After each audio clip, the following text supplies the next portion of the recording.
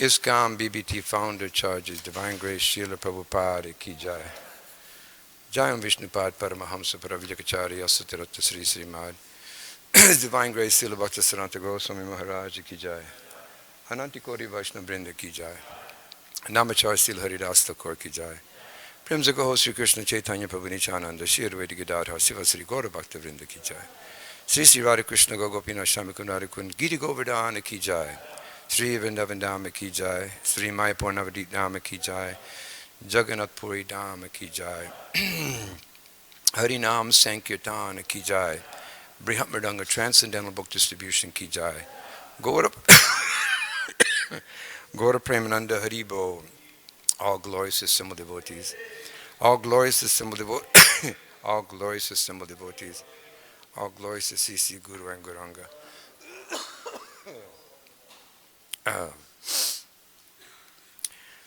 Om Namo Bhagavate Vasudevaya. Om Namo Bhagavate Vasudevaya. Om Namo Bhagavate Vasudevaya.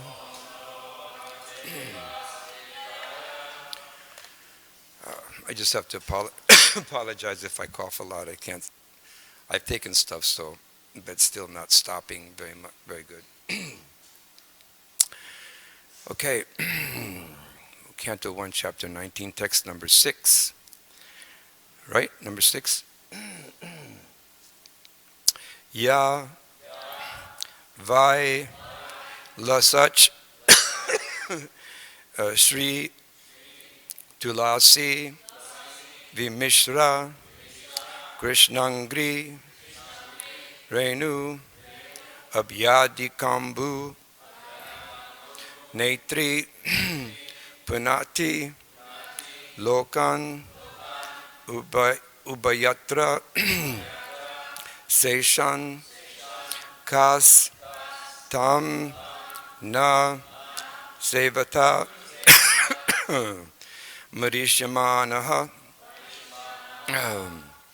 Ya Vaila Sastri Tulasi Vimishra Krishnangri Rin Vab Yadi Kambunetri Punati Lokan Ubayatra Seshan Kastam Na Sevata Marishyamanaha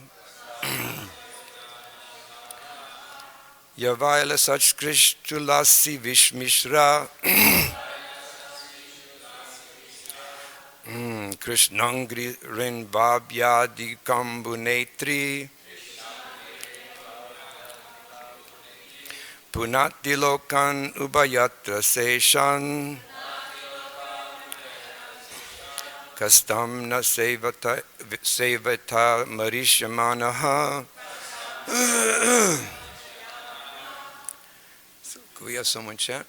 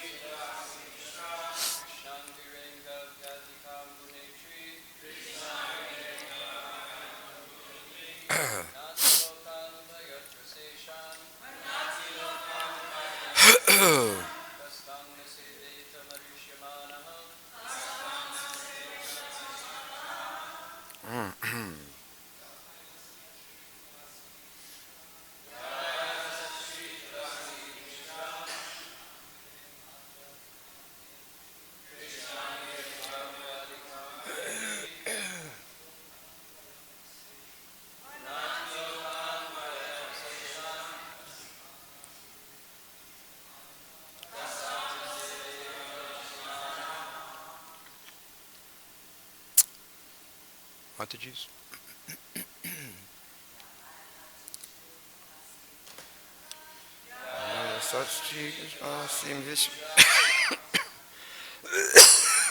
Oh.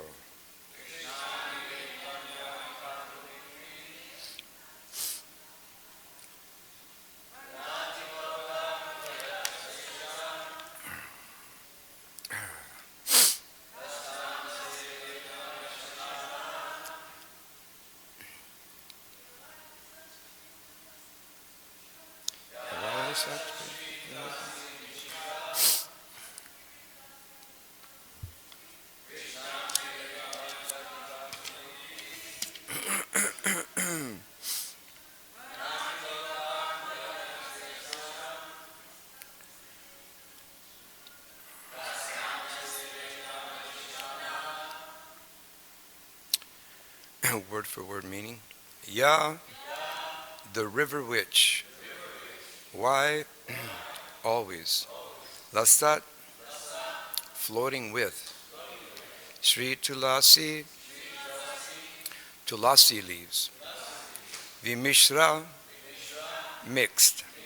Krishna Angri, the lotus feet of the Lord. Sri Krishna. Renu, dust. Abhyadika, auspicious. Ambu, water. Netri, that which is carrying. Punati, sacrifices. Lokan, planets. Ubayatra, both the upper and lower, or inside and outside. Saishan, along with Lord Shiva. Gaha, who else? Tam, that river. Na, does not. Seveta, worship. Marishamanaha, one who is to die at any moment. Translation purport by His Divine Grace, A.C. Bhaktivedanta Swami Srila Prabhupada Ki Jai.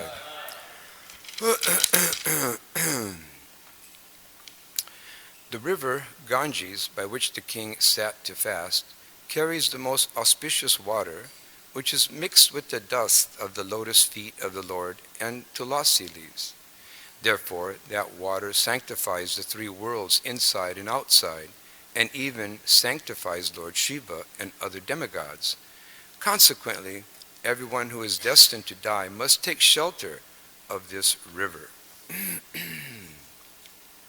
Purport. Maharaj Parikshit, just after receiving the news of his death within 7 days, at once retired from family life and shifted himself to the sacred bank of the Yamuna River. Generally, it is said that the king took shelter on the bank of the Ganges, but according to Srila Jiva Goswami, the king took shelter on the bank of the Yamuna. Srila Jiva Goswami's statement appears to be more accurate because of the geographical situation. Maharaj Parikshit resided in his capital, Hastinapur, situated near present Delhi, and the river Jamuna flows down past the city. Naturally, the king would take shelter of the river Yamuna because she was flowing past his palace door. And as far as sanctity is concerned, the river Yamuna is more directly connected with Lord Krishna than the Ganges. The Lord sanctified the river Yamuna from the beginning of his transcendental pastimes in the world.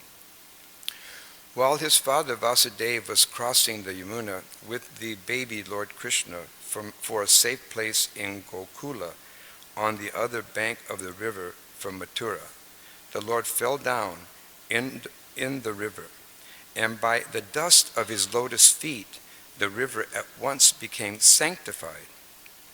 It is especially mentioned herein that Maharaj Parikshit took shelter of that particular river, which is beautifully flowing, carrying the dust of the lotus feet of Lord Krishna, mixed with tulasi leaves. Lord Krishna's lotus feet are always besmeared with the tulsi leaves, and thus as soon as his lotus feet contact the water of the Ganges and the Jamuna, the rivers become at once sanctified. The Lord, however, contacted the river Jamuna more than the Ganges. According to Varaha Purana, as quoted by Srila Jiva Goswami, there is no difference between the water of the Ganges and the Jamuna. But when the water of the Ganges is sanctified 100 times, it is called Yamuna.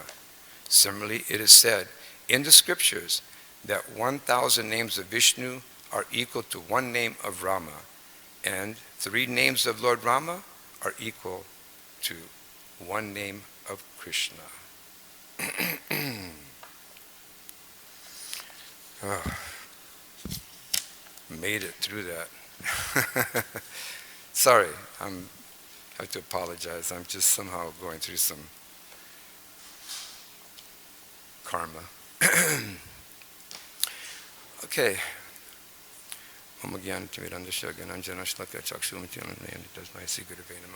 Sri Krishna Chaitanya Prabhu Nityananda Sri Advaita Gadadhar Siva Sri Gaura Bhakta Vrinda. Hare Krishna, Krishna Krishna, Hare Hare. Hare Rama, Rama Rama, Hare Hare. So,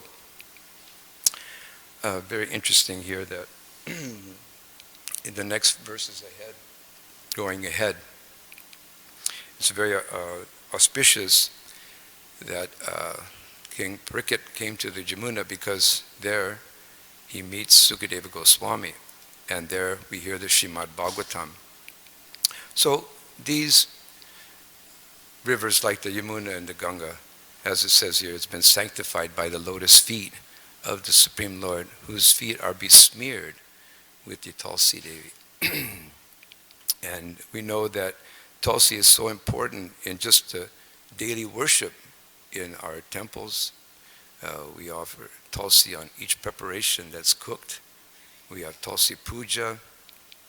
And all these things are there in order for us to feel the sanctity of the Supreme Personality of Godhead.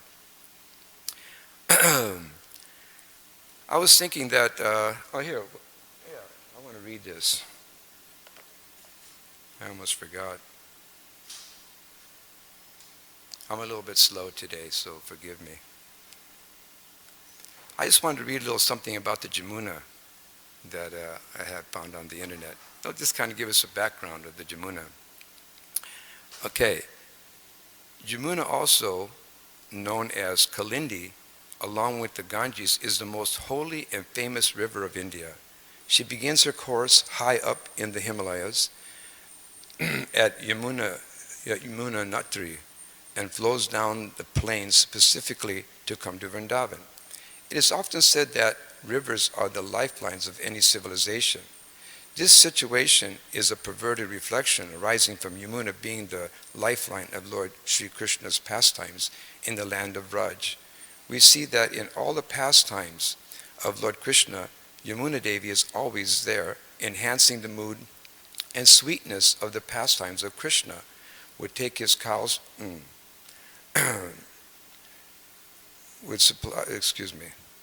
Yamuna would supply water to Krishna's calves and cows.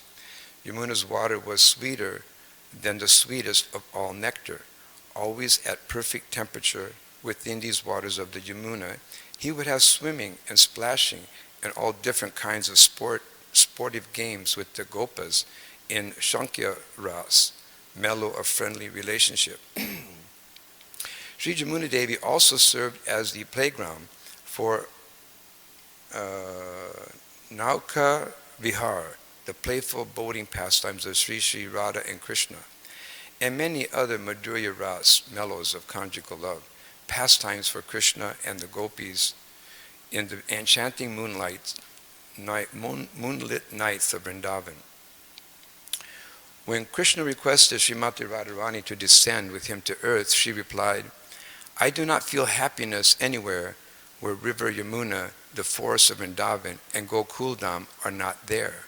So I won't come down there without them." So Yamuna is descending from the spiritual world, Krishna Loka, and she is coming to this world through Yamunotri and flowing to meet Mother Ganga at Prayag. Yamuna Mai is actually an expansion of Vishaka, one of the two most confidential maidservants of Srimati Radharani. In fact, Vishaka Devi is an expansion of Radharani herself. To enhance the pleasure of Krishna's pastimes, Radharani thus expands herself as River Jamuna. Jamuna ji appeared in this world as the daughter of Surya and the sister of Yamaraj. And Yamaraj, being very affectionate to his sister, does not disturb any person who is blessed by Yamuna Devi, as stated by Rupa Goswami in Yamuna Sattakam. Jiva Goswami quotes from the Shastras that how Ganges is the Acharnamrita of the Supreme Personality of Godhead. But if we multiply the power of purification of bathing in the Ganges by 100 times, that is the effect of bathing in the Jamuna. The Jamuna is eternally participating in the Lord's Leela. The Jamuna is eternal Charnamrita of Sri Sri Radha Krishna, the Gopas and the Gopis. And when we bathe in the Jamuna, we are bathing in that nectar. And most of all, it is Jamuna Mai's love in the form of that water. Therefore, bathing in Jamuna is one of the most important aspects of worshipping the holy land of Vrindavan. Yamuna is always pure, whatever anyone puts in it. No one can contaminate Yamuna. What's not Yamuna may be contaminated, but what's Yamuna cannot be contaminated. So when we bathe in the Yamuna, we are actually bathing in that essence, not in some sewage polluted river, but in the Yamuna, which is the sweet nectarian Charnamrita of Radha and Krishna and the Vrajavasis. And the Charnamrita of Chaitanya Mahaprabhu, Nityananda Prabhu, and the 6 Goswamis, and all the Acharyas. It's there. It's all there. It's not that it flows down the stream and goes into the ocean. It is eternally present in the form of Charnamrita of all these great souls. There are many ghats, like along the banks of Yamuna, where Krishna and Balaram have performed several pastimes such as Chir Ghat, Kaliya Ghat, Keshi Ghat, and Rama Ghat, and so forth. Yamuna Mai Ki Jai. Just thought I'd read that to kind of give us a perspective of the importance of the Yamuna River.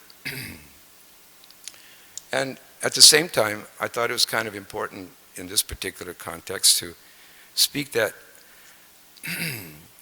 these places of pilgrimage are very important for the advancement, for the purification of the living entity. And I looked up something about the Jamuna at present, and I saw this video, and I was shocked at what the condition. I mean, we're reading some really beautiful examples or definition, description of Yamuna, but I saw this video as what the present Jamuna River is. But I was very impressed by the fact that even though there was so much contamination, you know, as you see this video, it's a 10 or 15 minute video, you can just Google it in. And it shows some of the pilgrims in the Jamuna River, and there's foam coming up about 4 or 5 feet high out of the Jamuna. It's some kind of chemical waste. And still, they were in the Jamuna and they were bathing. And some of the quotes were that this is the Jamuna, there's no contamination. I was very impressed, a little bit taken aback by their devotion. They're so devoted. And here, this description, it says that the Jamuna River cannot be contaminated in any way. And especially since it touched the lotus feet of the Supreme Personality of Godhead. So this takes an amazing amount of faith. And we see that there are people that have this faith. Sometimes we see that people will go to these kind of pilgrimages and go to these holy rivers and they'll take a bath. Even the Christians, they have a very famous, the Jordan River. Yeah, the Jordan River, very famous for Christians to go and bathe and get sanctified, get purified. And of course the Hindus also, we have Vrindavan, Prayag, we have, the Ganges, the Hardwar. Yes, there's, so people are thinking that, let me just go there, let me just take my bath, and that's it. But no, that's really not the real pilgrimage. The real pilgrimage is to go there, take a bath, but then meet or look for a transcendentalist. Now, this is the completion of pilgrimage. So many times you see people just go to a particular place like that, and they'll just take a bath and leave.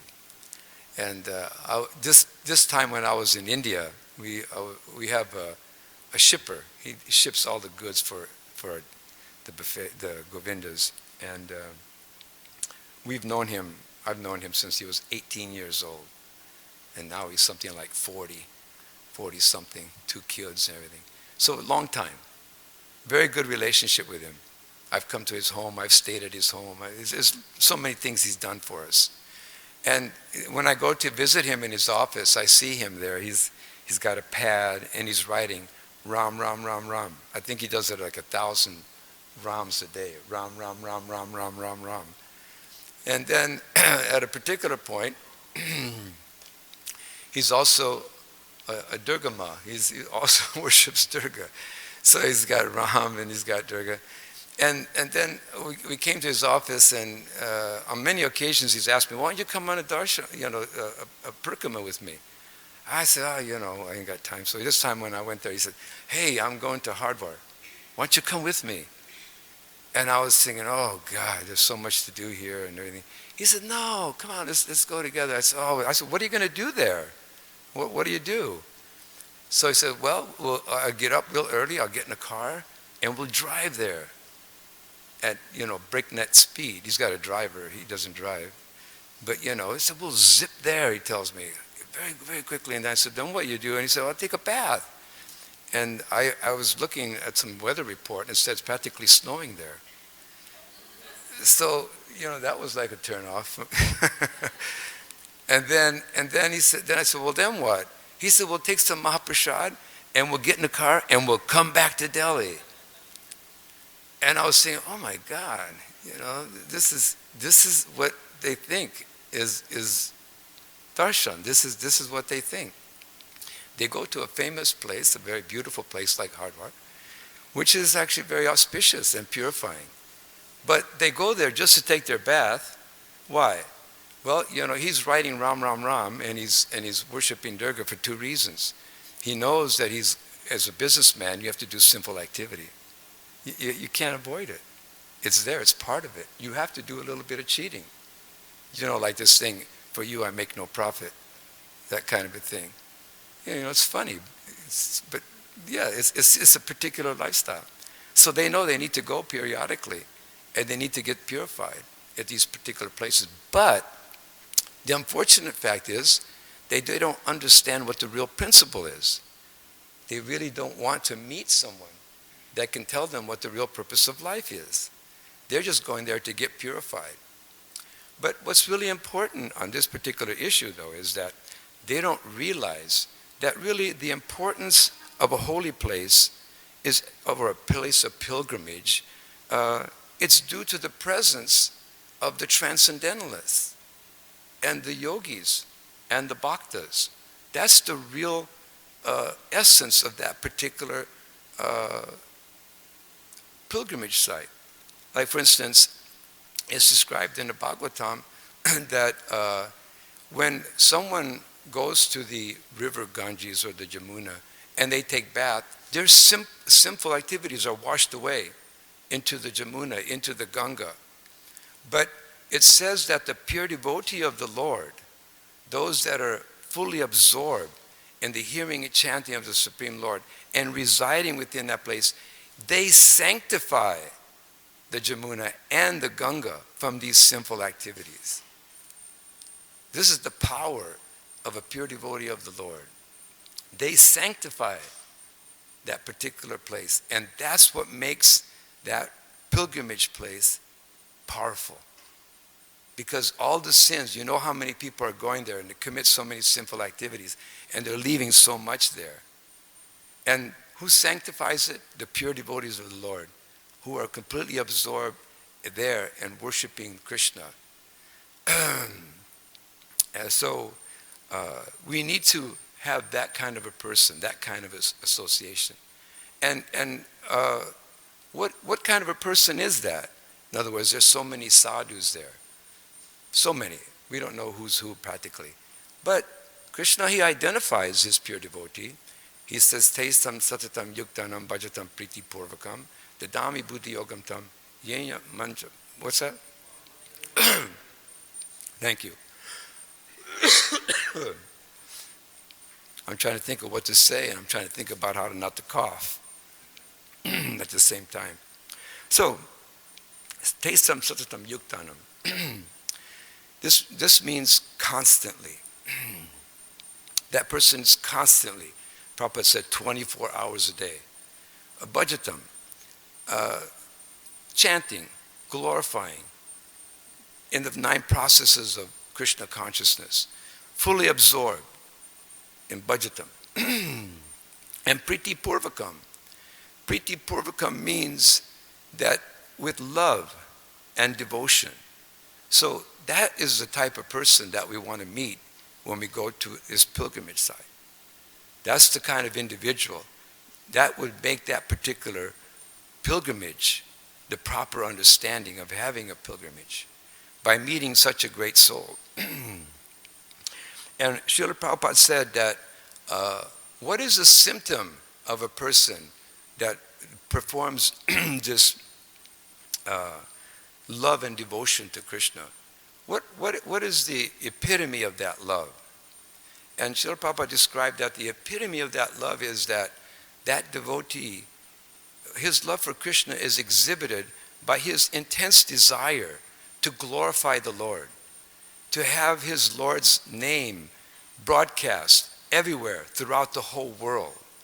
And Srila Prabhupada said that is the epitome of love to the Supreme Personality of Godhead, to glorify him, to announce his existence, his pastimes, his name, all his activities. Prabhupada said that is the epitome of real love. So when I was reading this, I was thinking to myself, just see what Srila Prabhupada has done for us. You know, for us to go to the Jamuna every day is really almost impossible. We can't go to the Jamuna every day. We're not there. But there is a pilgrimage place that we can go to. Because according to Bhagavatam, wherever the pure devotee of the Lord goes, or wherever he is a pilgrimage. This is a pilgrimage. So I was thinking in New Dwarka, we can be on pilgrimage every day just by coming to the temple. Because Srila Prabhupada's footprints are everywhere. The dust of his lotus feet are throughout this whole building, throughout this whole property. He has his room. And he's purifying this atmosphere constantly. So we can actually absorb ourselves in this idea of being on pilgrimage every day, just being here in the temple and exhibiting to our all the different functions that go on, the service of the deities, the cooking, the sounds, the smells, all these things are there. But not only that, but just coming here, coming to this particular place, when we come from outside and we come here, we may be performing sinful activities out there. People are coming in that are maybe doing so many sinful acts. But the minute they come into the temple, they become purified. You can see the difference. Sometimes, just the other day I took a person into the temple and they were just, karmis, just ordinary people. But when they came in here, immediately they felt the presence. They said to me immediately, wow, this is amazing. She told me, I would never think being outside that this is what is inside. It was such a contrast to how and where she was and to where she is now in the temple room. So that effect of the pure devotee is throughout this whole temple. It's here every single day for us to take advantage of it and for us to become purified. So we see that the process that Srila Prabhupada gave us, he set up so many wonderful things here, that's for our purification. And every day we can become purified just by coming to the temple and chanting, seeing the deity. And one may never even have to go to India to see the Jamuna and take bath in the Jamuna. If you do go there, then you should take advantage, absolutely. But what's important here is that we know that the pure devotee, Srila Prabhupada, was here, and he established this wonderful place for us to go through our Krishna conscious activity. So it's so important. We see the people in the material world, they're fully absorbed in sense gratification. There's that verse, Nunam pramata kurute vikarma, yad indriya pritaya aprinoti. It's described that when one considers sense gratification to be their aim of life, immediately they become overwhelmed and mad after materialistic life. And that way they perform sinful activities. They become mad. Now, how to describe this madness? When I was looking at this verse, I was thinking, wow, madness. I can only relate to madness when I was a teenager. And I thought as a teenager, like probably most of us, I thought that the goal of life was to enjoy to the epitome of life. We would do everything to the extreme measure. Whatever kind of intoxication, whatever kind of sense gratification there was, we wanted to just immediately just dive into it. So it's described here that when one makes sense gratification the goal of their life, they become mad. Just like, a teenager that becomes mad. Those of us that are parents, we knew what it meant to have a child who's, goes mad for sense gratification. Yes, they want everything. So this is the culture in society today. That the culture is as much sense gratification as one can possibly muster up. This is what we should do. So that's why it's so imperative for us here to try to really understand the loving tendency of Srila Prabhupada. He loved Krishna so much that his desire was only to give everyone an opportunity to hear about Krishna consciousness. So that's why these temples are here. And as we know, there was no one more dear to Krishna than one who propagates or promotes Krishna's name and pastimes. This is Priti Purvakam. This is the epitome of love. So we as devotees, we can have darshan every day. We can be on pilgrimage every day. And the other thing that we have to do is to propagate. It's our prescribed duty to assist Srila Prabhupada in his effort to propagate the Krishna conscious movement throughout the world. And you can see Prabhupada exhibited his loving tendency towards Krishna, that he did create this Krishna consciousness movement around the world. It's everywhere. Anywhere you can practically go, there's a Krishna conscious temple. That's the exhibition of Srila Prabhupada's love for Krishna, for the Supreme Personality of Godhead. This is how he exhibited it. So we as devotees living in this temple, we should also, with enthusiasm, try as much as possible, with real enthusiasm, to exhibit the same tendencies. This is how we actually can learn to love the Supreme Lord, by following in the footsteps of the great acharyas, and especially Srila Prabhupada. It's so essential for us, it's so important for us to actually preach this Krishna conscious message.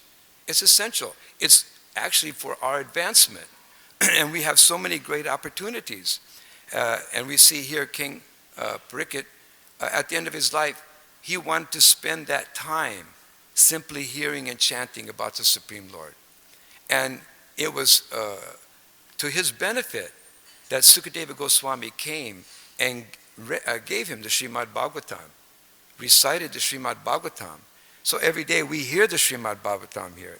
You can see it's every day we listen to a class, a discourse on Bhagavatam, and this is purifying. People, in general, they're very confused in the material world. Everyone is looking for vimukti, some kind of liberation, but they don't know what it means. They don't understand. Nate vidu svarta, what is that? Nate vidu svartam, yeah, hi Vishnum. They don't understand that that is the ultimate goal of liberation or, liberation. They have no idea. In the material world, they think vimukti or some kind of liberation is to get out of an inconvenient situation. Like you might use an example of like a car. Before people had to walk. So vimukti is they developed a car. Now you don't have to walk. Now you can take a car. This is a type of vimukti. So people are looking for this type of vimukti every day. There's always so many consequences or inconveniences in the material world. And everyone is constantly trying to figure out how a convenient way to get rid of inconveniences. They're doing this every single day. You can just go to Target. If you go to Target store, you'll see all the conveniences of life, right? They're all there to take away the inconveniences that we're experiencing on a daily basis. So everyone is always looking for vimukti. They want some kind of relief. They want some kind of happiness. But they don't understand what the real relief is, what the real happiness is. That's birth, death, old age, and disease. How to alleviate those difficulties. Those are the major difficulties of life. Everything else is going on. We see the birds, the beasts, everyone is eating, everyone's sleeping, mating, defending. These things are going on. The elephant doesn't have to go to office. It's getting fed. Ants, they don't have to worry about anything. They just eat a little bit of sugar and they're intoxicated. So people are working so hard for these things, to eat, sleep, mate, and defend. And they don't understand the principle. And in that way, they're always being frustrated, never satisfied, never happy. So the Krishna conscious movement, we have these pilgrimages, these temples where people can come and feel some relief. And then from there, they'll understand what real vimukti means. Real vimukti means to get over this birth, death, old age, and disease. This is the real tribulations of human life. And this is the real test. For us, as devotees, we have to become absorbed in Krishna's pastimes, in the chanting of the holy name, doing service. We have to come to that point where we are actually also satatam kirtayam. We have to be there. Bhajatam priti purvakam. Dadami buddhi yogam tam yena mam yupayanti te. Then we'll actually understand Krishna. So, I can't talk anymore. I'm sorry, I was a little bit spaced out today. I couldn't get it together, but I tried whatever I could. So, all right. Thank you very much. Srila Prabhupada ki jai.